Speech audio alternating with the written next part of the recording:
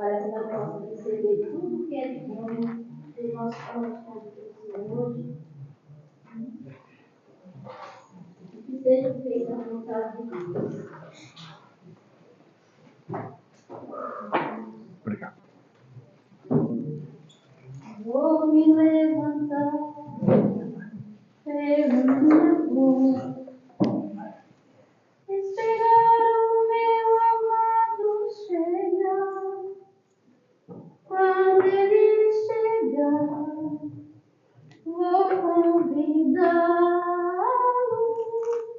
para entrar em minha casa.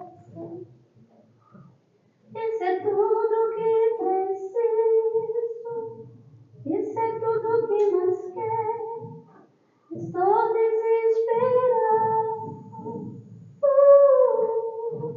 ao ter sua presença em minha vida, em minha casa. Entre em minha casa, vem cear comigo. Sua presença sempre foi meu prazer. Fique à vontade, sem pressa de ir embora. Se quiser pousar, minha casa é seu lugar. Entre em minha casa, vem cear comigo. Sua presença sempre foi meu prazer. Fique à vontade, sem pressa de ir embora. Se quiser pousar, minha casa é seu lugar.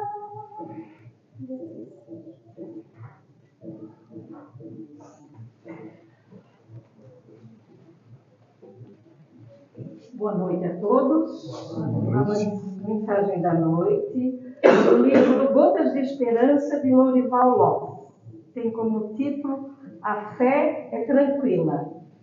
Não há necessidade de longas explicações, nem de se vestir de mistério, ou de se propagar impositivamente. Tudo nela é calma e docilidade. Sou manso e humilde de coração, afirmou Jesus. Evite a fantasia, a exterioridade, a aparência. A fé é íntima, não tem roupagens próprias. Você tem uma fé que ninguém mais tem. Cultive essa fé, ponha a serviço dos outros, vibre com Deus que age dentro de você. Nunca desfaleça, compreenda sempre. A felicidade é filha do casamento entre o amor e a fé. Então, neste momento, vamos nos preparar para a prece de abertura de mais uma palestra abençoada. Neste momento, fechando os olhos da matéria, elevando o nosso pensamento até nosso Pai Criador, dizendo assim: Ave Maria, cheia de graça, o Senhor é convosco, bendita sois vós entre as mulheres, e bendito é o fruto do vosso ventre, Jesus. Santa Maria, Mãe de Jesus, rogai por nós, pecadores, agora e na hora de nosso desencarne. Que assim seja. E nesse momento, então, vamos passar a palavra ao nosso irmão, o senhor Wilson, que vai fazer uma abençoada palestra para nós. Que assim seja. Seja bem-vindo à nossa casa. Obrigado. Boa noite a todos. Todos, no sentido de todos e todas. Que às vezes a gente fala no masculino e acha que é só para o homem, né? Mas o nosso principal cumprimento é para as mulheres. Aliás, hoje é Dia Internacional da Mulher. Olha só, parabéns a todas as mulheres. É uma alegria estar aqui com vocês. Mais uma vez, estivemos aqui faz algum tempo, né, Nazareno? faz um tempinho. E a gente estava com vontade de retornar, de receber essas energias que a gente sente quando aqui entra e usá-las por nosso bem. Nós estamos trazendo hoje uma conversa que tem como subsídio o Evangelho segundo o Espiritismo, capítulo 5. Bem-aventurados os aflitos. Vamos falar sobre a justiça das aflições. Dificuldade que nós temos, né, para a compreensão. Como é que eu devo sofrer para ser feliz? E se é que eu devo sofrer para ser feliz? Por que uns sofrem mais, outros sofrem menos? Por que eu tenho que ser miserável para ser feliz? Quando tem tanta gente vivendo na opulência. E se nós não entendermos o significado dessas palavras, nós vamos lá achar que isso tudo é um engodo, como diz o próprio Evangelho. Isso tudo é um engodo. Porque é difícil compreender a justiça de Deus dessa forma. Ora, se nós entendemos Deus como a perfeição, Ele é perfeito em tudo, inclusive no amor, amando os seus filhos como nós entendemos. Como que nós temos que sofrer para ser feliz? Só que essa felicidade, que é o que diz a bem-aventurança, quer dizer felicidade, e essas bem-aventuranças, só para nós entender, ela começa aqui no capítulo 5 e vai até o capítulo 10. Tudo que falar daqui até lá foi falado por Jesus no Sermão da Montanha. E a importância desse Sermão da Montanha e das bem-aventuranças para nós podemos ler nas entrelinhas do que disse, numa ocasião para nós, Mahatma Gandhi. Que ele disse que se perdêssemos tudo que existe das falas de Jesus e restasse apenas o Sermão da Montanha, ainda assim nada teria se perdido. Tal a importância dessa parte do Evangelho para nós. Então, eu convido a todos já, para quando tiverem um tempo e se gostarem de ler, para irem lá, capítulo 5 até o 10º. São 6 capítulos para a gente ler. E o capítulo 5 é o mais grandinho, que é o maior do Evangelho. Sendo o capítulo seguinte, acho que é o 6º, que é o menor. Né? Então, retornando ao assunto que nós estávamos, compreender essas bem-aventuranças, o que nos diz Jesus a respeito do sofrimento, da pobreza de espírito, do sofrimento de fome, do choro, nós temos que, primeiramente, compreender a imortalidade da alma. Compreender que o espírito é imortal. Que o que Jesus nos traz nessa conversa, nos entregando as bem-aventuranças, a felicidade, ela vem no futuro. E aí, mais uma vez, nós temos que provar nossa paciência. Ah, mas no futuro, eu estou hoje com muitos aí, né, estão com 25, 30 anos, e se eu ficar aqui até os 80? Tenha paciência. Tenha paciência. Tudo que Jesus nos traz, nessas bem-aventuranças, nós temos que aguardar para a próxima existência, ou para o mundo espiritual, que uns, como diz a nossa doutrina, saem pela porta do túmulo e já entram pela porta do berço. Outros levam algum tempo no mundo espiritual, ainda para ser lapidado um pouco, que não conseguiram se lapidar nesta existência atual, ou nas anteriores que passaram por aqui. E outros ainda levam muito mais tempo. Temos casos de séculos no mundo espiritual, esperando a oportunidade para voltarem aqui e darem um salto um pouquinho maior no progresso espiritual. Quem já leu sobre Tomás de Torquemada, o inquisidor espanhol, da fé espanhola, ele foi um dos que ficaram na espiritualidade durante 460 e poucos anos, quase 5 séculos. Quando retornou ao mundo corpóreo, ao mundo material, diz a história dele que ele veio numa bola de carne, disforme. Os pais pegavam ele, colocavam num cesto e levavam ele para a roça lá de café, para colher café. E colocavam um pano por cima para que ninguém visse, para não se assustar com ele.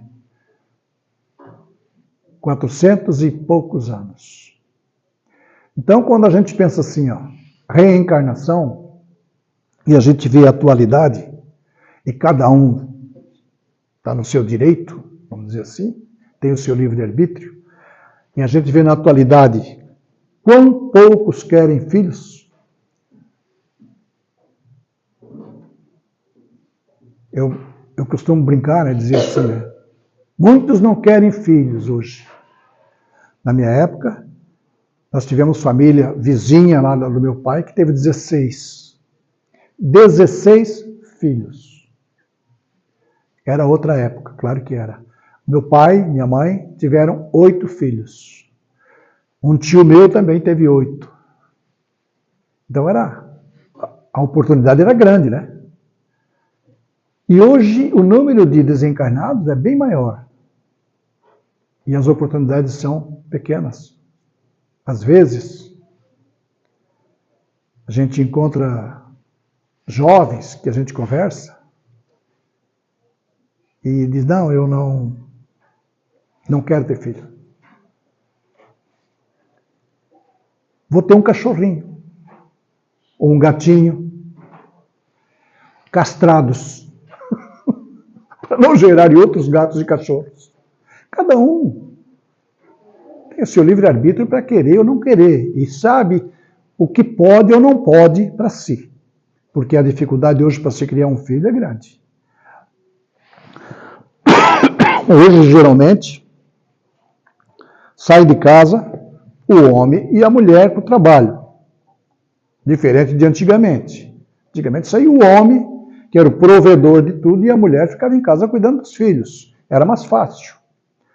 Agora, hoje, uma mulher sair para trabalhar e pagar alguém para cuidar do seu filho, como é que vai ficar? Será que ela vai ganhar o suficiente? Porque ela está se cobrando bem hoje. Até nisso aí, nós temos que tomar um cuidado tremendo. Para não entrarmos nas aflições que as bem-aventuranças trazem. Quando alguém brinca, mas eu dei oportunidade para ter 3 filhos. Nós tivemos 2, que já estão quase com a idade superior à nossa. Quando eu olho a idade dos 2, eu penso, como é que eu ainda estou aqui? Como é que pode isso? Mas a gente sabe que a gente tem uma tarefa. Foi programado para que a gente possa ter combustível, né, para vivenciar essa existência terrena até os 80, 90, e nós vamos ter que encarar. Tem que ir até lá. Quando alguém, eu até brinco quando alguém me diz, ô Wilson, mas tu tá velhinho, hein? Eu digo, graças ao bom Deus. Estou cumprindo o que eu prometi, estou pagando as minhas dívidas aqui ainda. E vou continuar pagando. Quanto mais tempo a gente fica aqui, mais prestação a gente paga, né? E quem sabe a gente chega no mundo espiritual sem a dívida. Porque, como diz Jesus, daqui nós não sairemos sem que tenhamos pago até o último ceitil. O último ceitil, como diz a patroa, era a menor moeda da época, que hoje é o centavo. Né? Sei que tenhamos pago o último centavo. E é uma forma de dizer assim, ó, nós temos escolhas. Temos escolhas, e as nossas escolhas nem sempre são razoáveis, nem sempre são dentro daquilo que as leis divinas prescrevem. E às vezes nós derrapamos, e nessa derrapagem levamos alguém junto. Prejudicamos aqueles que estão conosco. E aí, para voltar, nós temos que trazer uma bagagem um pouco pesada. Apesar de Jesus dizer que o fardo é leve, né? Cada um sente da sua maneira, da sua forma. Uns acham muito pesada. Nós temos visto nas redes sociais aí, e a impressão que se tem é que o suicídio aumentou.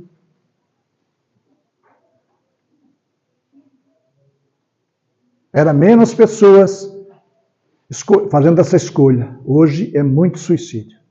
Isso em função do quê? De não alcançar o seu objetivo, aquilo que ele traçou, aquilo que ele quer. De o seu desejo não ser alcançado. E aí tem gente que não consegue trabalhar isso. Não consegue trabalhar isso. E daí vai num rumo errado. Quando ele pensa que está se desfazendo das vicissitudes, das complicações que ele encontrou aqui, ele está arrumando mais complicação ainda. Mais complicação. Por isso, os cuidados que nós temos que ter. Cada um de nós. Porque nós estamos num mundo de expiações e provas que está se transformando, está passando para um mundo de regeneração, que vai ser um mundo um pouquinho melhor.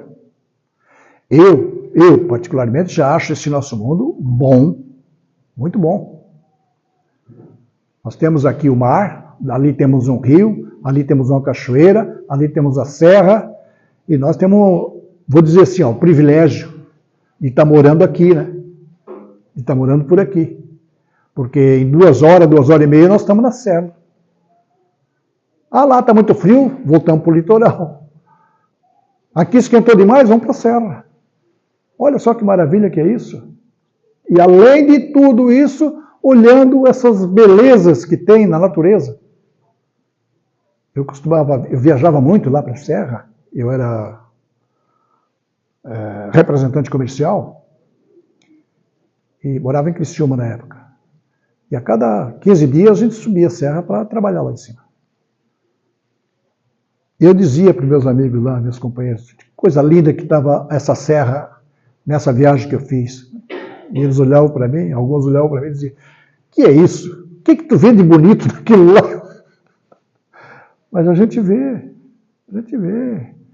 A gente vê às vezes um pé de flor, dando flores lindas na frente da casa, num jardim, e a gente não acha bonito. Mas não é só enquanto ele dá flor. Quando ela cai, ele continua bonito, só que não está na época de florir. Pega um ipê, o ipê faz uma sujeira danada, modo de dizer. Mas enquanto ele tem a flor, a floração dele, ele é lindo. E aí nós só vimos, como dizem alguns amigos nossos, o que tu vê de bonito nessa árvore aí que tu plantou? Nós não plantamos mais porque nós estamos em apartamento, né? Ah, eu vejo lá a floração. Ah, mas isso aí faz uma sujeira tremenda. Não posso olhar só para a sujeira. Eu tenho que olhar para os benefícios que isso me traz. O meu olhar para a natureza é um benefício que me traz para a alma. Para me ficar pensando no bem. Isso é o que nós temos que fazer com as nossas aflições. Pensando, hoje eu sofro, para no futuro eu estar melhor. Estar no mundo espiritual, no local melhor. E isso só depende de nós, da nossa mentalização. Se chegamos lá com a mente ainda em turbulência, claro que nós já estamos na estrada mesmo, porque nós vamos ter que passar pelo umbral, como se diz, já estamos na estrada, os pensamentos vão surgindo e vão colocando cada vez mais dificuldade na nossa mente e nós acabamos ficando por ali. Às vezes nem saímos daqui. Mas se nós tivermos noção do que é o futuro, que nós sobrevivemos a tudo que nos aconteça, que o que morre vai ficar por aqui é o corpo físico, se nós tivermos essa noção, essa convicção, nós vamos chegar tranquilo. Vamos chegar tranquilo. Vamos chegar lá, às vezes com a confusãozinha na mente, mas 3, 4 dias depois a gente está bem. E tem uns que vão chegar lá e já vão estar bem na hora. Quem leu o livro Voltei, irmão Jacob? Jacob chegou lá e viu, né, durante o velório dele, ele via um grupinho ali, outro grupinho lá. Ah, lá os meus amigos estão falando bem de mim, eu acho. Vou lá. Ia para perto para escutar, estava falando mal. Aí, às vezes, ele ia para o outro grupo, que não era amigo, estava falando bem. Ele se recuperou rapidinho. Quando foi recolhido, foi convidado para adentrar a colônia do nosso lar, que foi onde ele foi parar, ele foi lá, teve um tratamento, mas muito superficial, porque ele sabia o que estava fazendo, o que tinha acontecido com ele. Diferente de muitos de nós, que quando a gente não segue esse caminho, estudando, lendo, buscando o que nós precisamos, nós chegamos lá atordoado. Mas o que houve comigo? Onde é que eu estou essa hora? Onde é que eu estou agora? Eu quero voltar para minha casa. E às vezes volta. Depois de acompanhar o próprio féretro, o próprio sepultamento, sem saber que ele está lá, porque ele não sabe de nada ainda, volta para sua própria casa. E lá vai afligir aqueles que lá ficaram. Porque vai ser uma obsessão. Geralmente vai ser uma obsessão. Ele querendo uma coisa, e a parentela toda ali naquela casa não sabendo o que ele quer, porque não está vendo, só quem vê são os médiuns videntes, quem ouve são os médiuns audientes, não é todo mundo, como eu, por exemplo, não vejo, não ouço, nada. Então, se chegar um parente meu e dizer, ô, fulano, coloca um prato a mais na mesa aí que eu estou aqui para almoçar, que é isso? Que falta de respeito é esse? Eu não vou nem dar bola. Não estou ouvindo. Vai passar fome. Um espírito passa fome. É bem assim que acontece. E às vezes ele vai para lá perturbar a sua família que ele deixou. Por isso que nós temos que entender o que é o futuro, o nosso futuro, a compreensão do nosso futuro. Primeiro nós temos que compreender a reencarnação, né? Mortalidade e reencarnação. Essa não é muito difícil de compreender, porque nós já estamos aqui. Já reencarnamos. Não lembramos que já estivemos aqui outras vezes. E não foi só uma. Né? Foram várias para que a gente possa aprender, porque nem todo mundo aprende na primeira encarnação. Nem todo mundo. O próprio Jesus Cristo, nosso guia e modelo, ele passou pelos caminhos que nós também passamos. Claro que a qualidade mental de um espírito puro é diferente da nossa. Então, ele teve o sentimento, uma mentalidade diferente e no trajeto dele ele trouxe tudo o que ele podia para o nosso ensinamento. Mas Jesus, quando reencarnou, vamos dizer assim, reencarnou no nosso mundo, há 2000 anos atrás, ele já era um espírito puro. Já era um espírito, foi ele que moldou o nosso mundo terra para que nós vivêssemos aqui. Ele que deixou tudo pronto, com tudo isso que eu falei ainda há pouco, as serras, mar, rios, cachoeira, para que a gente pudesse viver aqui um pouquinho melhor. É isso que nós temos que pensar. Nós temos livre arbítrio para escolher o que nós pensamos, inclusive as estradas e inclusive o que nós pensamos. Se nós quisermos estar bem lá, não é só dizer, Deus, eu estou precisando de ti. Ele sabe que nós estamos precisando. Jesus, me dá uma mão aqui, me tira desse poço. Tem que haver uma vibração diferente em nossa mente. Mudar nossa forma de pensar. Quando a gente vê uma família, por exemplo, paupérrima, passando dificuldade, ao lado de outra que vive na opulência, às vezes nós até falamos isso.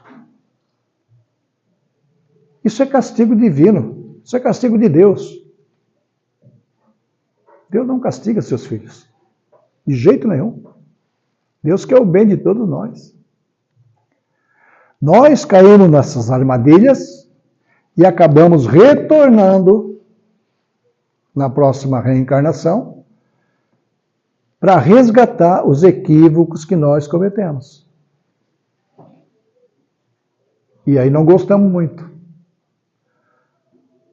Um exemplo que nós damos disso aí sempre é como gira o universo dentro dessas leis. É uma engrenagem perfeita. Uma engrenagem girando perfeita no universo. As leis divinas, as leis que Deus criou, eles não precisam mexer nas leis, elas não mudam. Elas são eternas. E aí, quando a gente sai fora dessas leis, a gente quebra um dentinho da engrenagem. Quando ela dá a volta e chega naquele dentinho quebrado, ela vai dar um soquinho. O que é que nós temos que fazer? Retornar à lei. Eu digo assim, ó, tem que soldar o dente de novo. Para soldar o dente, a solda vai fazer o ferro envermelhar, sofrer. E é isso que acontece com nós. Nós temos que retornar a engrenagem do universo, as leis que nós burlamos ou tentamos burlar, e isso dói em nós. Dificulta a nossa compreensão. Porque não é o nosso desejo sentir dor, mas às vezes nós sentimos. Foi dada tanta oportunidade para que nós pudéssemos evoluir sem o sofrimento, e nós não conseguimos, agora vem o sofrimento que é para nós conseguir. É uma oportunidade divina a gente estar aqui conversando com todos vocês, vocês conversando com todo mundo, dando os seus palpites. Ninguém é obrigado a encampar o que a gente diz. Por isso que eu convido, venham no Evangelho, dão uma olhada no capítulo 5, que é o que nós estamos falando hoje, item 1, 2 e 3, 4, até o 4 ali que já está, que é o que nós estamos conversando hoje. E vão ver o quanto vocês levam de bagagem espiritual para continuar aqui. Mas nós temos que fazer isso tranquilos, sabendo o que a gente faz porque a gente quer melhorar. Porque não adianta tentar burlar a lei de novo. Nós já estamos aqui porque nós saímos fora da lei, tropeçamos. E se fizer tentar burlar essa lei novamente, nós vamos ter que retornar. É o plantio e a semente. Se eu plantar ortiga, eu não posso querer colher flores. Eu vou colher a ortiga que eu plantei. E aí, no colher, ela vai me machucar também. Machucar todos nós. É o que nós fizemos a analogia. Plantar e colher. O plantio, ele tem a liberdade. Nós temos a liberdade de plantar o que nós quisermos. Ele é livre. Mas a colheita, ela é obrigatória. Aquele que errou vai ter que passar pela solda do dentinho da engrenagem para retornar às leis divinas. E aí vai sofrer um pouco. Todos nós. Por isso que a gente diz, eu estou sofrendo, é castigo divino? Não. O Evangelho nos fala das causas atuais das aflições. Às vezes, nós derrapamos, escorregamos, saímos fora das leis, ainda nessa nossa existência atual. E vamos ter tempo, ainda bem que a lei permite, vamos ter tempo de melhorarmos, de voltarmos e fazer a coisa correta, certa, ainda nessa existência. Outras vezes, nós tivemos essa oportunidade e não fizemos. E aí, nós vamos trazer ela na próxima reencarnação. São as causas anteriores das aflições. É uma perfeição só. As leis divinas é uma perfeição só.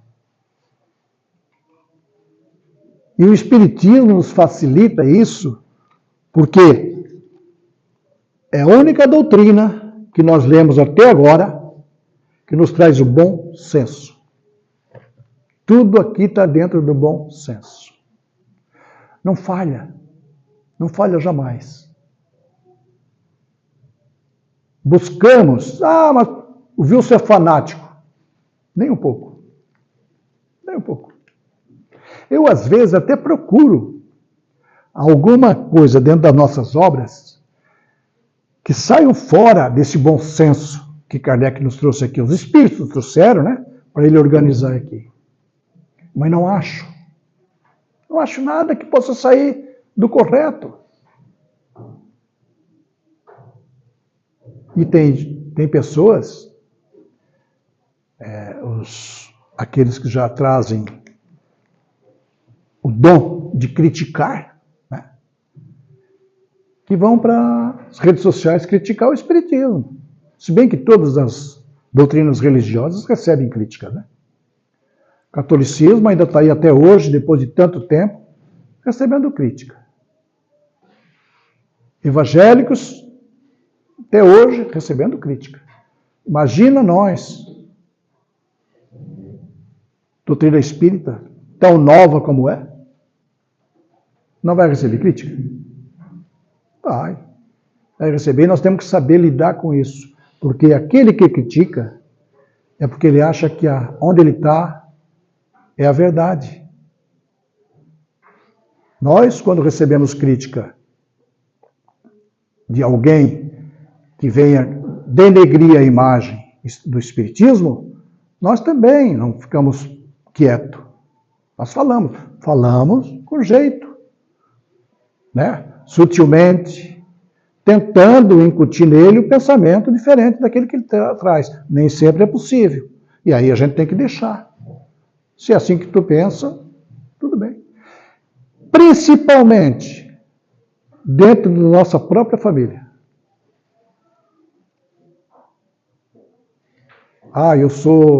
Vou dar um exemplo da minha família. Eu vim de uma família onde meu pai era católico. E a minha mãe era de uma doutrina religiosa evangélica. Mas meu pai foi mais forte. Falava melhor, convencia melhor, né? Ele tinha a maneira de nos convencer, de chegar domingo e dizer, vamos para a missa. A gente queria ficar para trás e ler, aqui na frente. Vem aqui na minha frente, eu quero ver vocês indo para a missa. Chegava na igreja, tinha aqueles pátios. A igreja sempre tem aquele pátio grande, né? cheio de coqueiros, cheio de bancos, e a gente ia para sentar num banco daquele, e ele dizia, não, a missa é lá dentro, vamos lá para dentro. Quer dizer, ele tinha uma forma de dominar a gente, né, e levar para o catolicismo. E nós, praticamente, a nossa vida inteira foi catolicismo. Ajudamos a fundar grupos de jovens, tivemos muita amizade de padres, discutimos muito com padre, porque naquela época já tinha discussão. Tinha um padre lá, coitado daquele padre. Segunda-feira, Wilson, quero falar contigo. Ficava lá no grupo de jovens, né? E ele já estava lá. Wilson, quero falar contigo. Lá vem bomba. Por que você não foi à confissão de sexta-feira? Teu grupo era para estar na confissão. E você não estava lá por quê? Quando, padre? Sexta-feira. Não te faça de bobo. Sexta-feira foi a confissão de vocês e você não foi. Confissão. É confissão. Confessar o quê, padre? Os teus pecados. Tá, os meus erros. Que seja. Mas é. Tá, padre, mas não pude ir e tal. Mas me diz uma coisa. Eu vou receber o perdão desses pecados? Claro que vai. E quem que vai me perdoar? Deus. Então por que eu tenho que ir a Deus pelo Senhor? Por que eu não posso ir direto? Então a gente discutia, a gente tinha algumas discussões. E ainda bem que eles não levavam isso muito a sério, né? Na outra semana já estava tudo bem de novo, mas começava outro tipo de briga. Até que um dia nós pegamos, eu e a esposa lá, 2 padres nos deram um sermãozinho. Vocês já aprenderam aqui o que vocês tinham que aprender. Daqui para frente, vocês não vão aprender mais nada aqui. Então, procure outra doutrina. Que doutrina, padre? Vai lá no centro de Criciúma, nós morávamos lá. Vai lá no centro, procura o centro espírita assim. E fala com fulano. Nos indicaram o espiritismo. 2 padres. Padre Toninho e Padre Manuel. E aí, antes de chegar lá no centro espírita, nós já passamos por um centro de Umbanda. Já tivemos uma noçãozinha ali de como é que era, né? Que era mais um aprendizado. E depois fomos lá. E chegamos naquele centro espírita, a Aparecida foi aceita, mas eu não fui. Eu queria entrar num grupo de estudo. E não sei se era uma médium lá que leu a minha mente, ou se ela já me conhecia, que ela disse, não. A Aparecida vai para o grupo de estudo esse ano, você, vamos esperar mais um pouco. Só depois de 2 anos é que eu podia entrar no grupo de estudo. Tomei um chá de banco, credo. Mas valeu a pena. Valeu a pena. Foi aprendizado de tudo quanto é canto. O catolicismo nos deu aquele empurrão lá do princípio, que todo mundo precisa de um princípio, uma base. Porque senão acontece que nós estamos, como nós estamos hoje, vendo muita gente não ter a crença, não ter a convicção. Ah, mas você acredita em Deus? Como diz a Aparecida, mas tem alguém que não acredita? Tem alguém que não acredita. Ainda há pouco tempo atrás, a gente foi aqui conversar com uma advogada aqui da Pedra Branca, e o marido dela estava lá. O marido dela também é vereador. E numa conversa lá que surgiu, sem a gente querer também, ele disse, eu não acredito nisso. Não acredito no que vocês falam, não acredito nem em Deus. Eu olhei para ele, eu digo, na hora do perigo, tu acredita muito em Deus.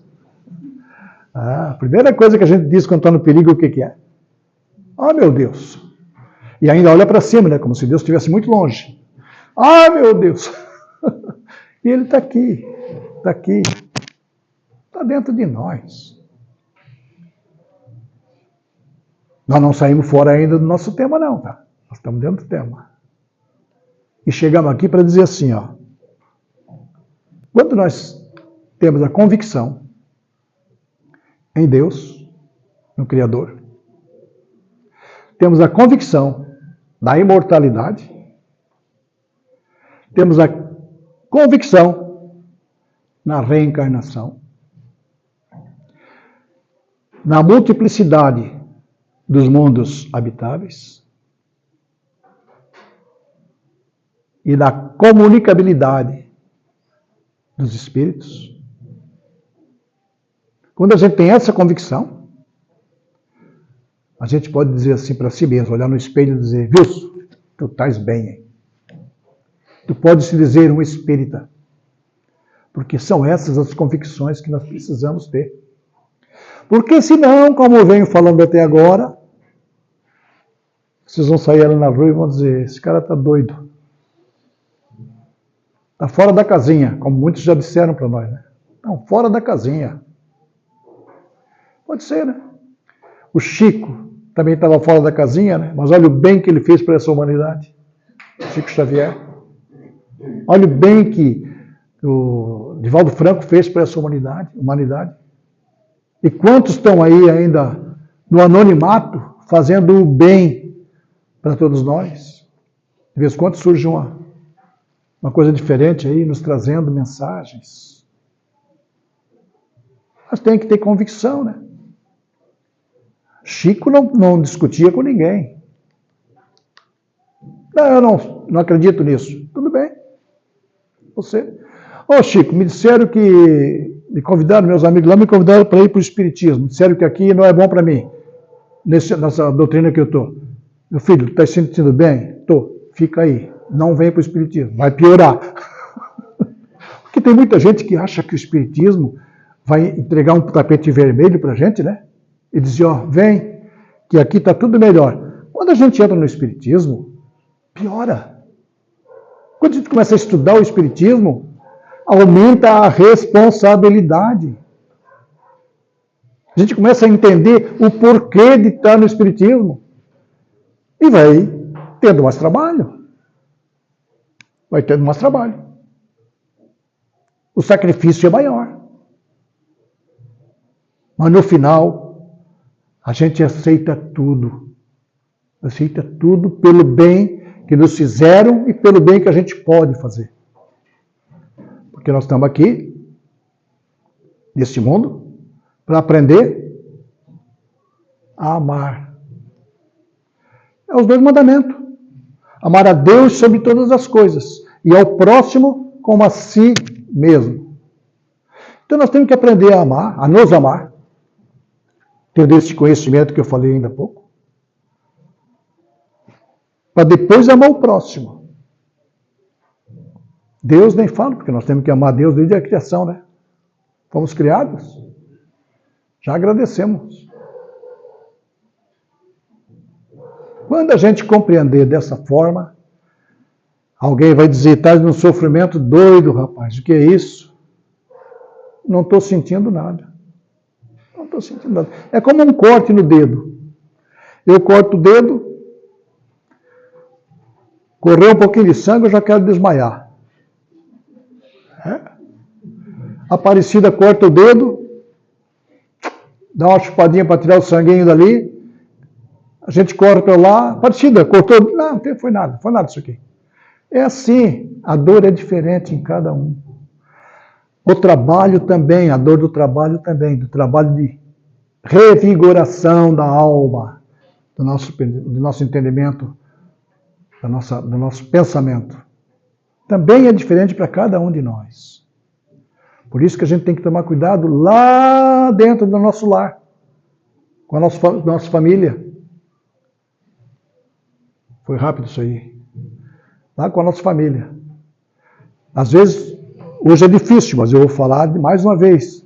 2, 3 filhos na família. 2, os queridinhos do papai e da mamãe. Aceitam tudo, a orientação. Olha, são os amores. Aquele lá está fora. Por quê? Porque lá é muito violento. Não aceita nada do que a gente diz. Aquele é o que quebrou a engrenagem. É o que nós temos que refazer o contato com ele. É aquele ali. E às vezes nós desprezamos. E perdemos a oportunidade e retornar para dentro das leis divinas.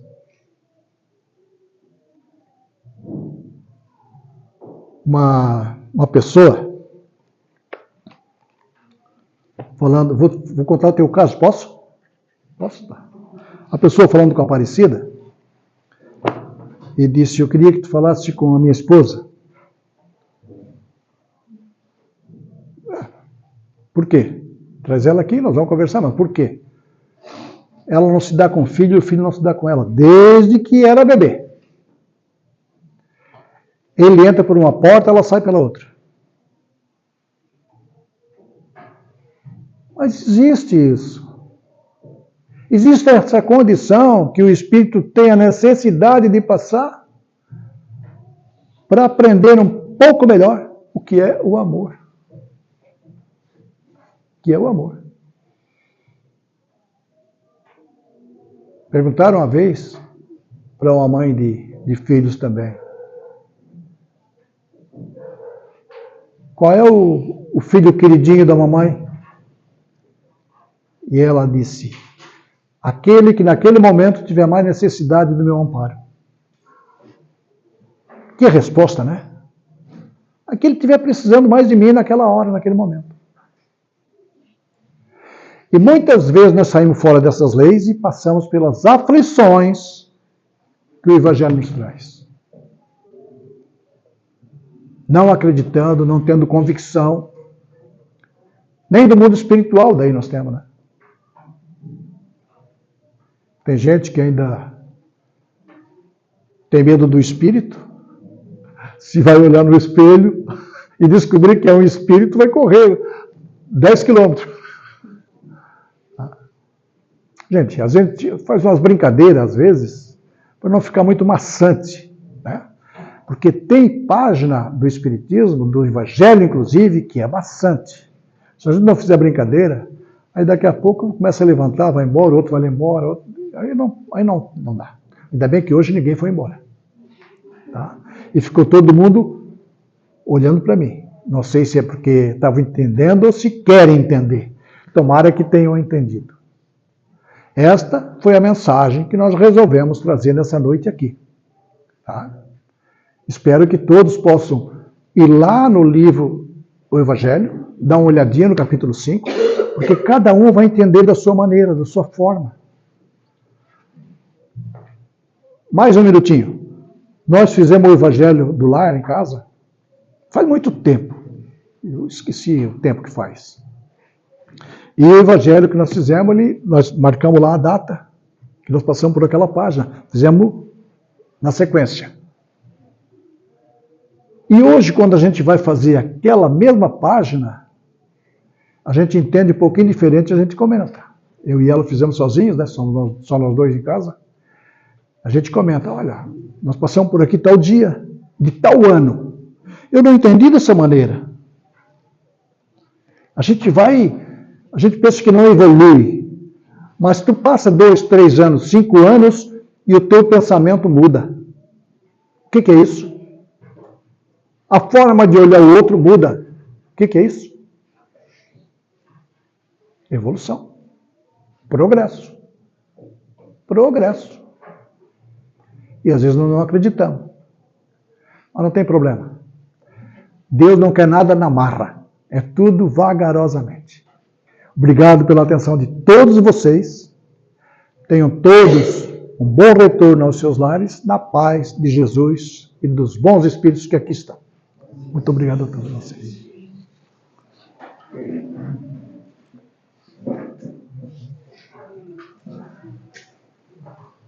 Agradecemos o nosso bom Deus por essa palestra. Obrigado. Agradecemos a Deus também a oportunidade de estar aqui essa noite e ter essa oportunidade de ouvir essa palestra. Pai nosso que estás nos céus, santificado seja o vosso nome, venha a nós o vosso reino, seja feita a vossa vontade, assim na terra como nos céus. O pão nosso de cada dia nos dai hoje, perdoai as nossas ofensas, assim como nós perdoamos a quem nos tem ofendido, e não nos deixeis cair em tentações, mas livrai-nos de todo mal, que assim seja. Que assim seja. Em seguida, teremos o passe E só um lembrete, pessoal, dia 14 de junho, nós temos o nosso almoço aqui da casa. Aqueles que quiserem o ingresso, é só procurar a gente, que a gente tem disponível já. Tá? Falta pouco tempo, falta menos de um mês aí. Estamos disponíveis para só chamar.